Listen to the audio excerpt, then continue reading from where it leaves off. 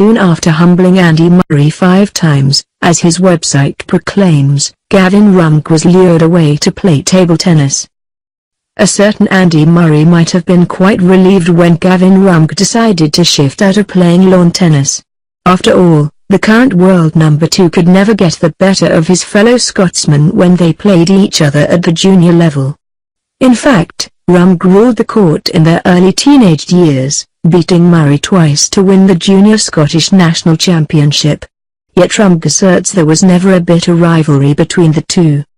"We were in the same team for 3 years. I kept beating him, but we were also doubles partners.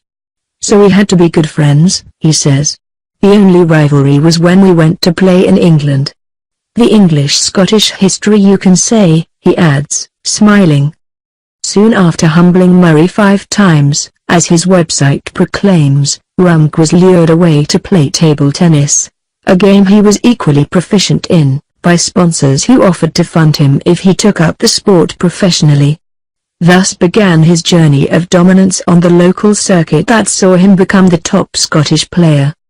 That, of course, was long before the 31-year-old struck up a minor controversy at the ongoing 20th Commonwealth Table Tennis Championships at the Pandit Dindayal Upadhyay Stadium. Andy Murray, Gavin Rumgay Table Tennis, Rumgay Scotland, Indian Express, Sports News Surat. Just last year, at the Commonwealth Games in Glasgow, Rumgay performed an instinctive celebration that soon became an internet rage. It even got a name, the Wiggy Wedgie, attributed to the fact that the Perth resident performed the move in Glasgow, where the slang for locals is Glaswegians. The move itself includes Rumgay pulling up his shorts to the point that his underpants were visible. It made him an instant hit with the fans. In Surat, however, a victory in a team match against Sri Lanka prompted him to perform the same salutation.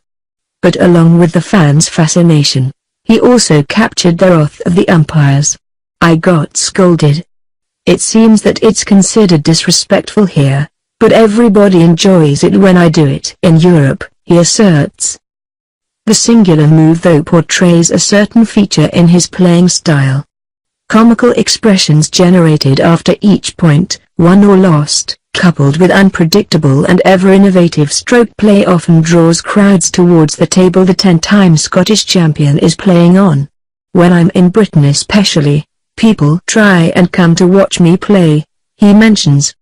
It's an aspect he portrayed back in the previous edition of the event, held in New Delhi in 2013 as well, when he was a part of the first even Scottish team to win a Commonwealth Championship medal, a bronze on that occasion.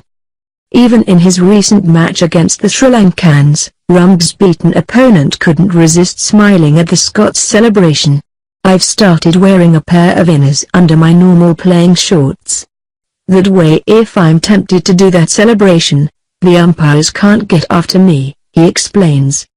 He did pull his shorts up again nonetheless, when he beat India's Sudhanshu Grover to reach the men's quarter-finals, only to lose at that stage to Simrajit Ghosh later on Sunday.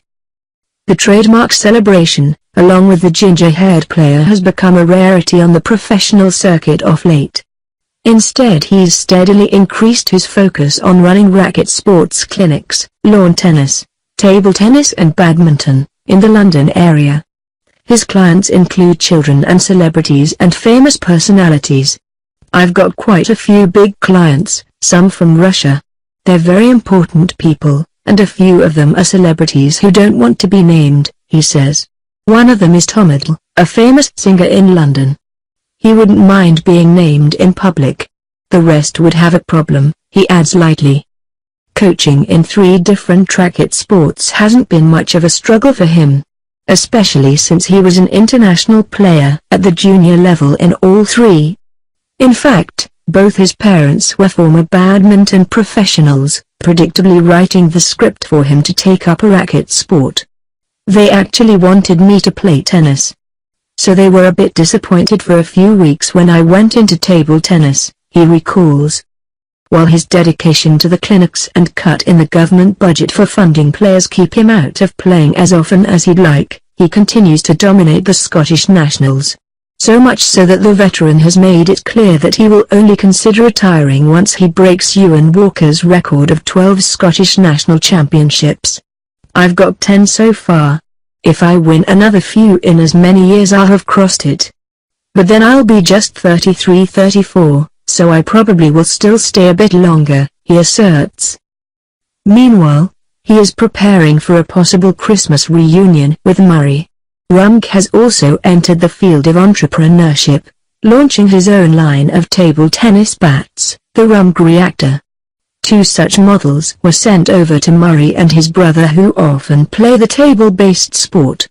"It's a sort of an invitation and a challenge at table tennis," he adds, laughing.